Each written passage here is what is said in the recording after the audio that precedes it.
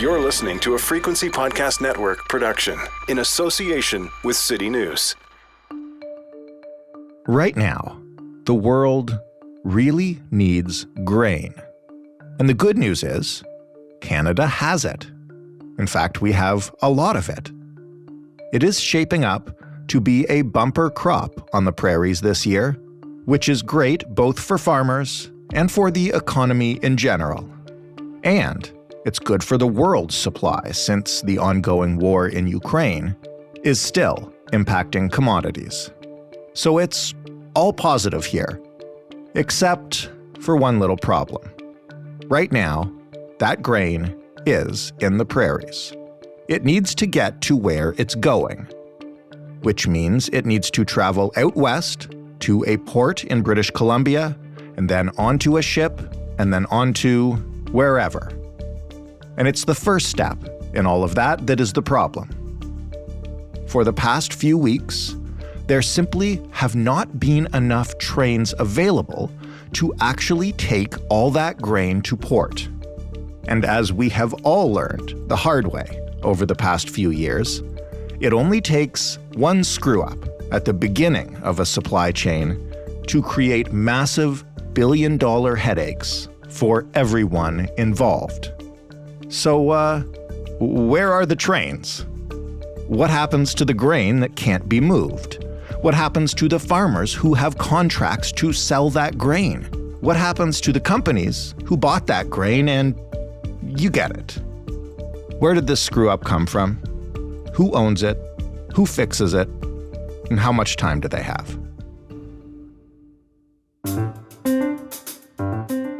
I'm Jordan Heath-Rawlings. This is The Big Story. Lindsay Campbell is a reporter with iPolitics.ca who covers, among other things, Canada's agriculture sector. Hi, Lindsay. Hi, Jordan. How's it going? It's going really well. How are you? I'm great. Thanks so much for having me. You're most welcome, and I've got to start you with what might sound like a dumb question, but can you just explain, for those of us living in the center of the universe who don't get out to the prairies much, how Canada's rail system works for exporting goods like grain? You know, who does it? Do they use the same tracks? How does it all come together? So from the end of August up until now, and the next week or so, producers out west will be wrapping up their harvest and hauling out crop. So from there, producers will truck their harvest to a grain elevator. After that, it's picked up and then it's transported in rail cars to either the Port of Vancouver, Prince Rupert, or Thunder Bay. We predominantly rely on the two big rail companies, CN and CP, to do this. And then from the port, it's put on a vessel. And when it's put on a vessel, it's based on a date that the grain companies agree on ahead of time. So this is typically decided on 2 to 3 months ahead of time. It's based on, the farmer coming to the grain company and the company's kind of deciding when it should go out based on, the right timing of harvest and what the other demand looks like from other producers and the demand for vessels. So that's sort of how it works. Well, it sounds like a pretty time-directed process where things have to be somewhere at a certain time in order for everything to function correctly. So how is that working in general? Good question. Grain producers and the folks representing them are a little bit anxious right now. There's sort of a few red flags or alarms that got set off over the past few weeks and months. So under the Liberals' Transportation Modernization Act, our two main rail companies have to submit plans ahead of harvest season to provide the sector and the federal government as the regulator a sense of what they're going to be able to do, how they're going to be able to move commodities to market, and sort of forecasting any sort of difficulties. So in July, both companies submitted those reports, and the sector kind of started raising their eyebrows when they saw that in CN's report at that time in July, it was indicated that the rail company would have some difficulty meeting what the supply was and committing to moving all of that to export markets. So based on that, the sector kind of released a plan asking the federal government to create more transparency within the rail companies to figure out why exactly that is, and with hope that if they had implemented some of these requests that they would be able to find some sort of policy solution or solution in general to figure out how exactly we're going to move this crop to market. So that was the first red flag. And then the second red flag was there are these weekly reports put out that track if the rail companies are meeting their commitments to move commodities to ports based on how many cars were requested ahead of time. Most recently, in last week's report, it found that CP was only providing 60% of what it had initially committed to in terms of rail cars. And in the report, it noted that it was the third consecutive week that CP was not meeting its commitments. Do we know what's causing the lack of capacity and what's causing CP not to meet their commitments? Is it weather? Is it just simple demand, mechanical problems with the tracks? Like, what do the companies say? Yeah. So in my story that I wrote last week, I had reached out to both CP and CN because CN hadn't met all of its commitments either, but was doing better than CP.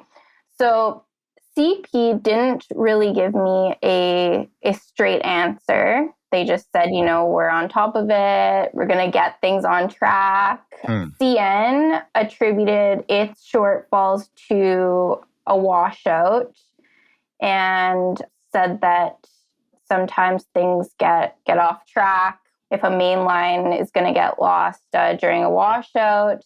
But, talking to folks in industry, I'm hearing that, there could be labor shortages, which we know is a big issue across all sectors right now.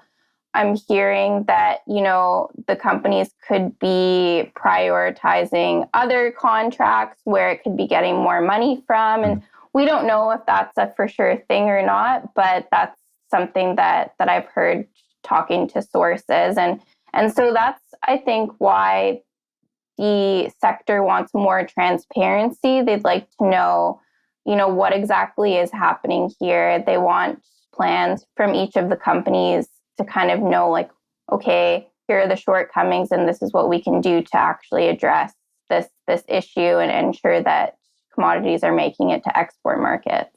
What happens when they don't? What happens when there aren't enough trains to get the grain to the ports? Economic losses, for sure.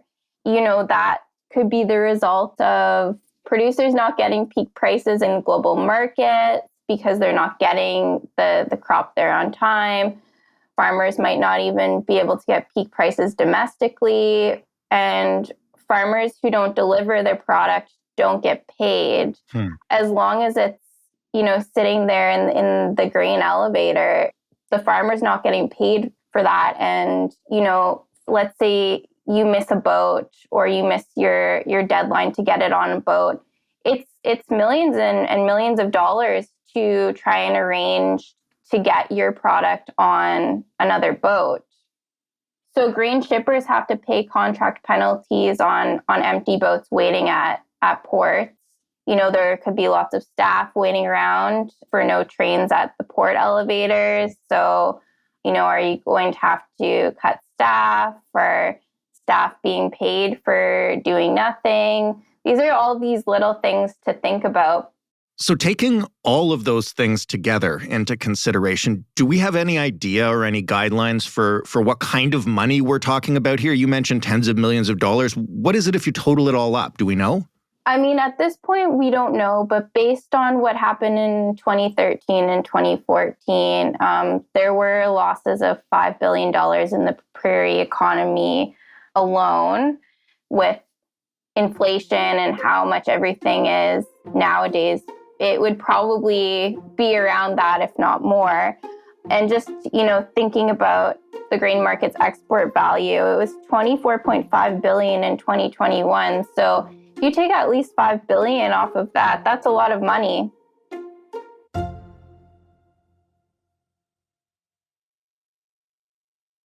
Is there a clock ticking on that grain that you mentioned sits in elevators? Like, I'm trying to get a sense of if it can just wait a couple of weeks until there are enough trains, or if at some point, the grain goes bad and it's a wash for the farmers. Mm-hmm. It's a good question. So it depends on if the grain is stored properly. So if it's stored properly, then it could last until next summer. But we don't really know, and we don't have reason to assume that, the grain elevators are designed to hold grain up until then. So what I'm told by folks in the sector is that it's really crucial that we get this timing right, because, all of the boats that come into the ports are timed based on Canada's harvest season. And there are several other countries that harvest at other times. Right. So we really need to get the timing right, because the boats have other places to be. And if our rail companies can't fulfill their commitments, then buyers may go to other countries. It may put Canada's reputation as a reliable trading partner in question. I'm also hearing that. One of the producers I spoke to for this story said, yeah, I do all this work ahead of time and I do what I can, but it doesn't matter if I'm able to grow a good crop. If I can't get it to market, it's frankly embarrassing for me. And it's embarrassing for me to do these deals up front with international buyers and then have stuff like this fall through. What did we do last time to fix the bottleneck? You mentioned that we saw this in 2013-14. What do we do, and can we do it again? So I believe at that time, the Conservatives had their own legislation that they had introduced a year after. It was called the Fair Rail for Grain Farmers Act. And it set minimum financial penalties on the rail companies to say if you don't fulfill this commitment, meaning this threshold by these dates, then you'll face financial penalties. I believe both of the companies, CN and CP combined, paid or were fined. I know at the very least they were fined around $150,000 for not meeting those commitments under that legislation. So the Liberals didn't renew that legislation. I believe it expired in 2017, and then they introduced their own legislation, the Transportation Modernization Act in 2018. And it's not clear to me that, we have these same financial penalties in place. Speaking to the Conservatives' agriculture critic, he seemed to think that it would be a good idea to do something like this to hold the rail companies to account. But it's not exactly what the sector is asking for either, though. What are they asking for then? They, I think, would just like the federal government to put some stronger public pressure on the rail companies so that more people know about this. And they also had this 4-pronged plan that they had asked the federal government to implement that would ask the rail companies to do a little bit more in terms of making sure that everyone is aware of what the challenges are and how exactly we can meet them, what's going on behind the scenes there.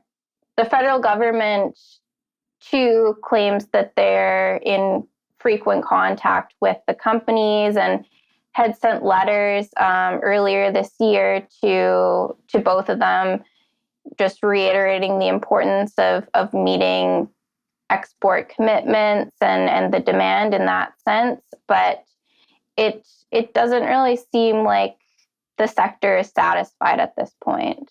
So they're waiting for the federal government to make a move. The government is saying that it's already put pressure on them earlier, but those representing the farmers say it's not enough. And in the meantime, I guess the clock is ticking because this is our harvest season. How long does it go for? Our harvest season is wrapping up right now, but it will take the next few weeks for that commodity to get shipped. So we have a little bit of time, but one bad week is one thing, 2 bad weeks is another thing, 3 bad weeks is a really, really bad thing because, we have a very fragile supply chain and everything needs to work out on time because it's not just Canada that we have to think about. It's all of these other countries that have their own harvest season, as I mentioned. So last question then. We just did an episode on Saskatchewan's booming economy, a lot of it obviously driven by commodities, especially grain. And if we can't fix this, you mentioned 1 or 2 weeks is not the end of the world. But in the big picture, what does this cost that economy that's, the hottest in Canada right now down the line, if they can't fulfill contracts that they've already committed to?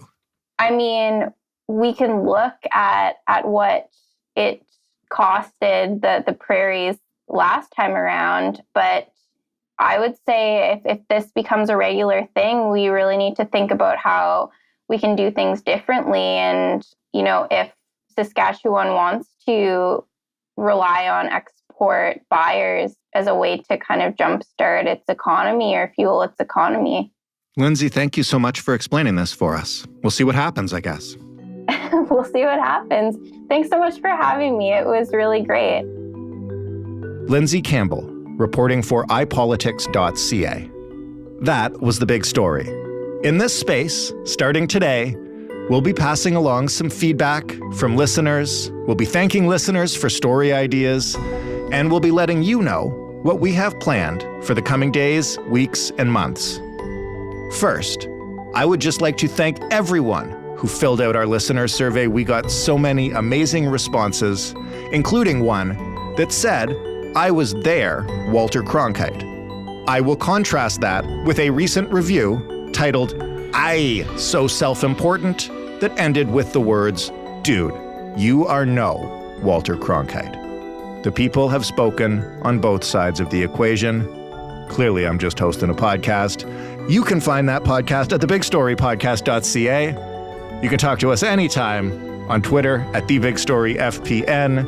You can email us hello@thebigstorypodcast.ca, and you can listen to the podcast anywhere you get it. And you can compare me unfavorably to your favorite news anchor by leaving a review. The Big Story's lead producer is Joseph Fish. Ebian Abdigir is a producer. Stephanie Phillips is our showrunner. Braden Alexander is our sound designer. And I am Jordan Heath Rawlings, not Walter Cronkite. Have a great weekend. Stay safe. We'll talk Monday.